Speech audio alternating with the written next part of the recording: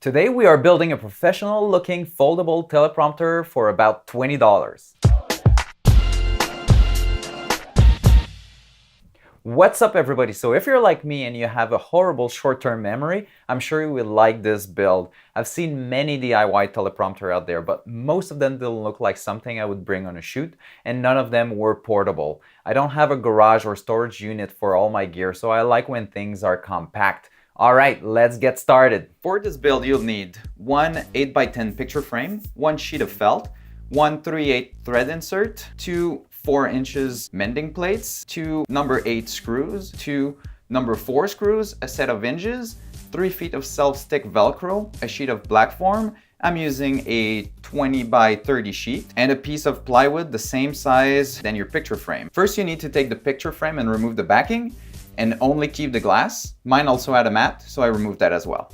Then take your piece of wood and felt and use adhesive on both surfaces. Here I'm using 3M Super 77, but any type of glue would do. Next, stick the two together and give it a firm pat down.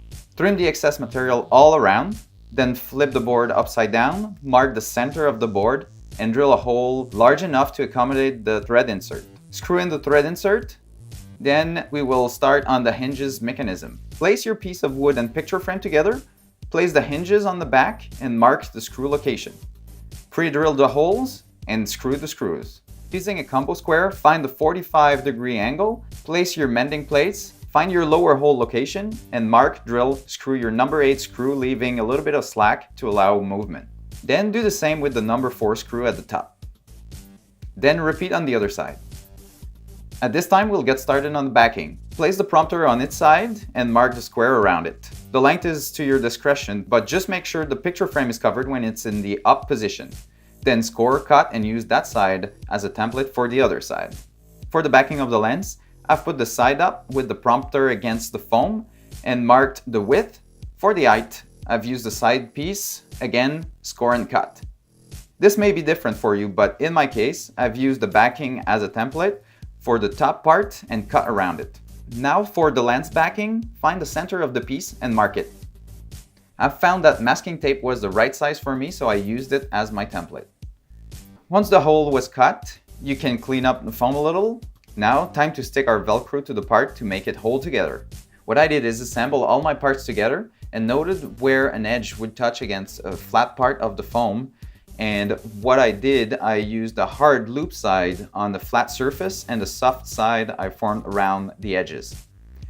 Once this was done, I only needed a piece of Velcro per side to hold the box to the prompter. So here it is, the final product, all folded up for storage. I am planning upgrading my rubber band down the line with something better like a Velcro straps. You can disassemble it in a few seconds. You can see the sides fit in the picture frame, so no chance of losing them. Then up goes the glass. You can see I added a second screw there. I realized my glass was brighter at a 60-degree angle in certain lighting situation, so that way I have two angles to choose from. After, we just need to put up the sides, top and back together, place the iPad in, and start using the teleprompter.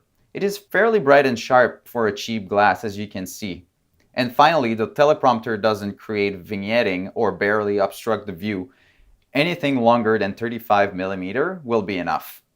So there you have it, your very own portable teleprompter. I am very happy on how this project turned out, and I will definitely use it all the time. In fact, I've been testing it right now, and I can say I underestimated how hard it would be to follow a script on these. I'm sure you can see that I'm reading, but I think with a little bit of practice, I'll get better. Anyway, feel free to adapt it in any way you want. If you have any comments, please leave them in the comments section below. Please subscribe to the channel, share, and find us on Facebook. See you next time.